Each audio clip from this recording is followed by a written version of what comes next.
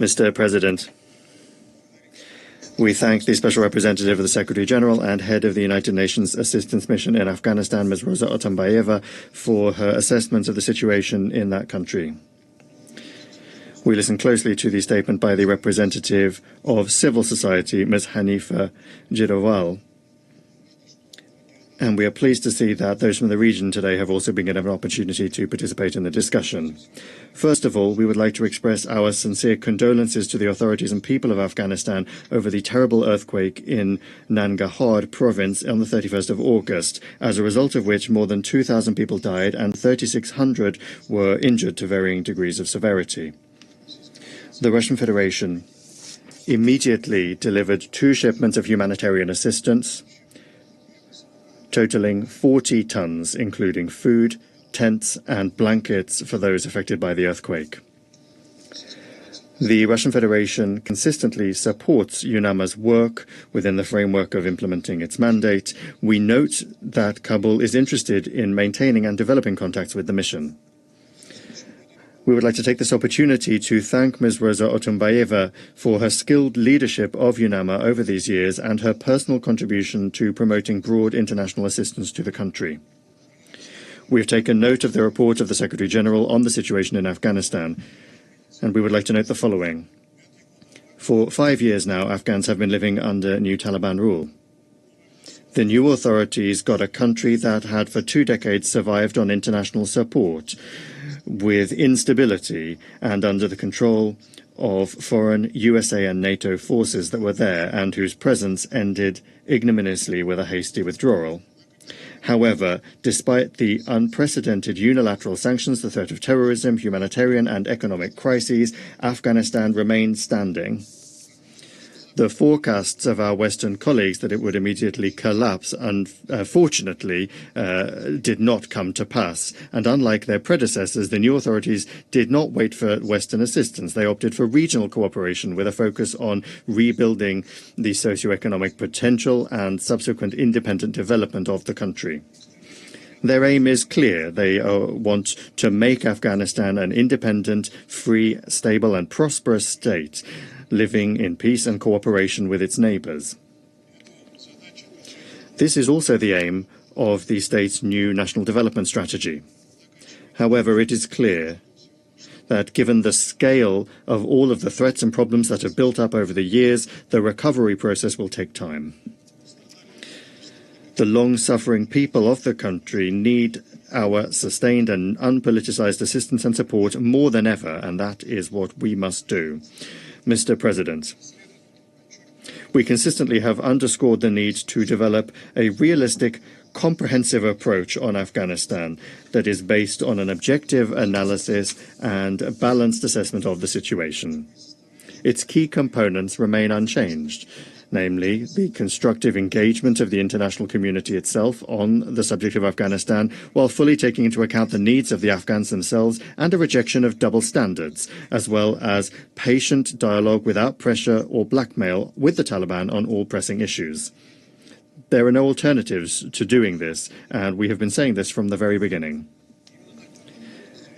That is an approach that is supported by all regional actors, and first and foremost the participants in the Moscow format. Further confirmation of this are the regular contacts between Russia, China, Iran and Pakistan on Afghanistan. The latest such meeting took place in Dushanbe on the 11th of September. This same approach, as we are being told, is also forming the foundation of the UN's efforts. Developing this mutually respectful dialogue with the international community is also something the Taliban want. They participated the Taliban did, in the Doha process working groups on counter-narcotics and the private sector in June 2024. It is good to see that also a number of pragmatically minded Western colleagues have already realized the flawed nature of this policy of pressure and are leaning towards the resumption of broad humanitarian assistance and development.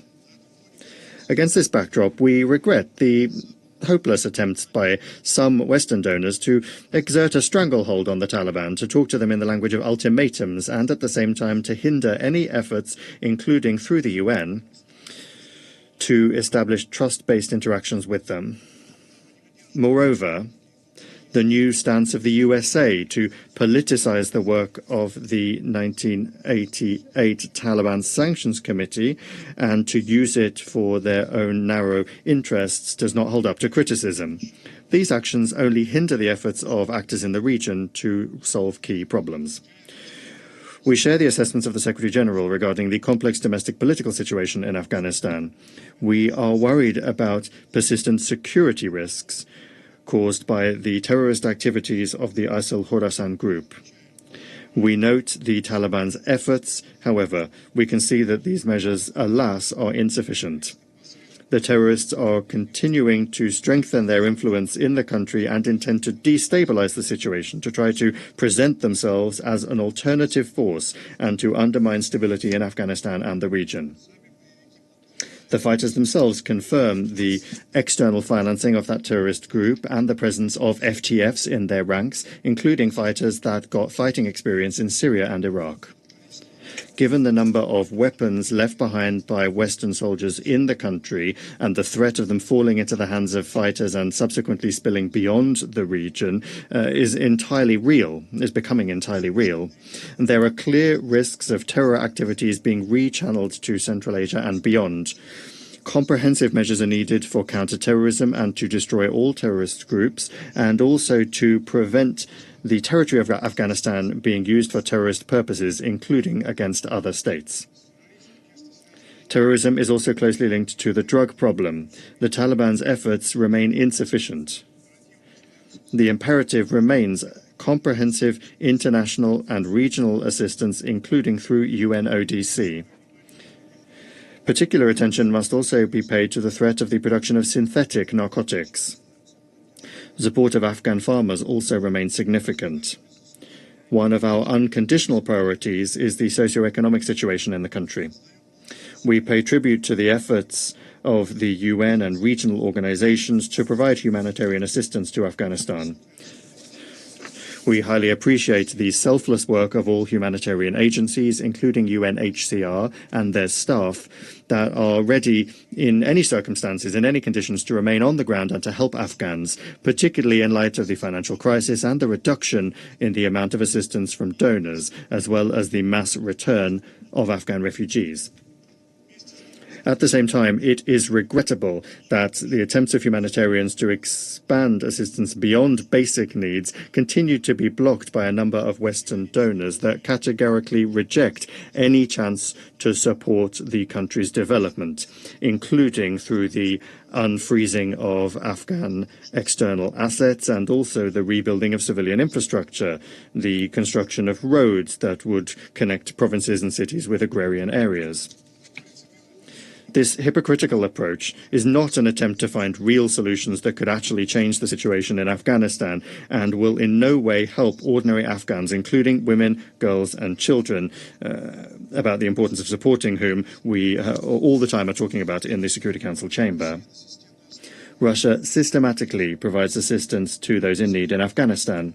We are steadily expanding bilateral cooperation in the area of trade and economics, facilitating a business dialogue and opportunities, including by encouraging the authorities to participate in international economic fora organized by our country. We are keeping a close eye on the developing situation of human rights for all Afghans, including women and girls, as well as the formation of a genuinely inclusive government with the participation of all of the country's ethno-political groups. We underscore the importance of respecting fundamental rights and freedoms, including the right to education and work, as well as taking into account the needs of all Afghans, including ethnic and religious minorities. We hope to see positive momentum on both these tracks. Mr. President, the Russian Federation comprehensively supports the right and desire of the Afghan people to live in a prosperous and peaceful country that is free of drugs and terrorism. This is the key to order and stability in the region. However, building this long-lasting and sustainable peace will not be possible without patient engagement with the authorities, which does not involve imposing one's own vision or priorities on them. At the same time, it's important that also in the UN, we talk to those Afghans that represent the real authorities in the country and are actually responsible for what's happening there.